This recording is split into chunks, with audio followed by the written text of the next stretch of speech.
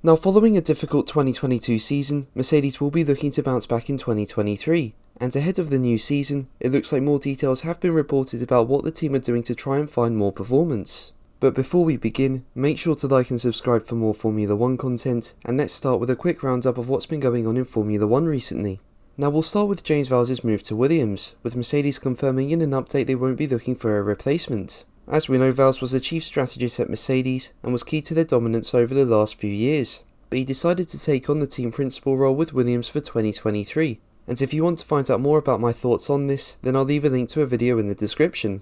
Now, Mercedes team boss Toto Wolff believes the team don't need a replacement, with them having prepared for Vowles' departure years ago. He said, "We've been very reliant on James's visibility, and we put an emphasis a few years ago on how that would continue if one day he would decide to do something else, whether within Mercedes or outside. James was very good at setting that up. We have an extremely talented team of strategists. We have 9 people, some very senior, that are not always on the front line, and some that have grown within the organisation. I feel very comfortable in the structure going forward, and it's not that suddenly a big weakness has been created." Now, Wolff also spoke about Mick Schumacher, who joined Mercedes as a third driver for this season after being dropped by Haas. Now, there's no doubt this move will be a great learning experience for Mick, as he'll be able to see firsthand how a World Championship winning team operates, and the work they'll do to bounce back after a difficult season.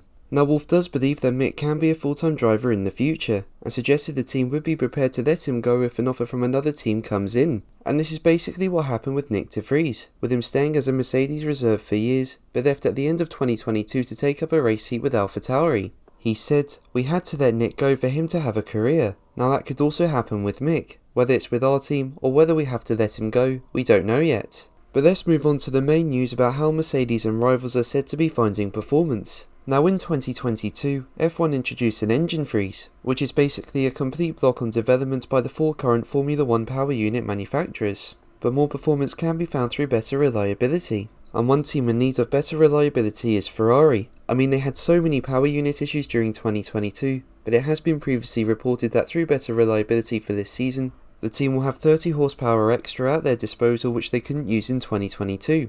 Now, a new report from Gazzetta dello Sport claims Mercedes have found 16 horsepower. Apparently the team have worked on reducing internal mechanical friction, while the new lubrication formula from Petronas will also increase combustion efficiency. And over at Red Bull, it's been reported the team have found 10 horsepower through improved reliability with their MGU-H and MGU-Ks. Now, the regulations permit changes to homologated power unit parts for the sole purposes of reliability, safety and cost saving, as well as minimal incidental changes. On top of that, the manufacturer must make a written application to the FIA technical department, and all rivals are notified of the changes. Now, in a recent interview with The Race, Alpine Executive Director Bruno Famin was asked if there were concerns that changes might not be made for genuine reliability issues, but rather to exploit the rule for improved performance. In response, Famin believes the FIA will be less lenient in granting changes for reliability reasons in 2023. He said, "Behind the reliability issue, you often have a potential performance gain, of course. The limit is not exactly always super clear. The process in 2022 with the FIA and the other PU manufacturers has been quite good. It's been transparent at least in that everybody was aware of the request, and this is very good. It's been well managed by the FIA. It's been quite tolerant in 2022, and I think it was quite normal because everybody was affected by a reliability issue. We had 30, 40, 50, 70 requests from the different manufacturers. Then everybody was affected by this kind of problem. I'm expecting the FIA to be a bit stronger in the future, but I have no new information." But what do you think? Let me know in the comments below. But that's going to be the video from me today. Thank you ever so much for watching. Make sure to like and subscribe for more videos, and until the next one, take care. Bye.